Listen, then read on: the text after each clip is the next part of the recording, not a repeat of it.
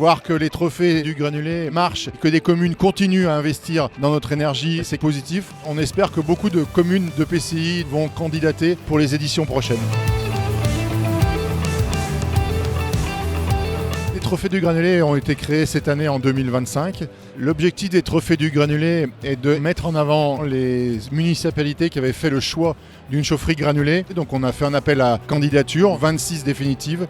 Et parmi ces 26, on a élu les 8 qu'on a estimées les plus méritantes. C'est la première édition, j'ai vraiment envie qu'il perdure ce trophée parce que quand on a reçu les dossiers de candidature, il y avait vraiment des dossiers qui étaient bien instruits, on sent qu'il y a une volonté locale, on est vraiment une énergie de crédibilité, quoi.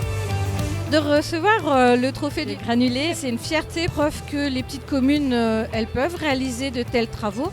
C'est une fierté parce que ça met en valeur tout ce qu'on a fait depuis une dizaine d'années. Pour une petite commune de 500 habitants, on a 5 chaufferies. La simplicité, la facilité pour du remplacement et pour la rénovation. Je voudrais vraiment saluer Propelette pour cette très belle initiative des trophées, puisque c'est l'occasion de mettre en lumière des initiatives sur tous nos territoires, de communes petites ou grandes, qui ont su s'engager. Donc bravo vraiment à Propelette de mettre en avant toutes ces vertus du granulé bois.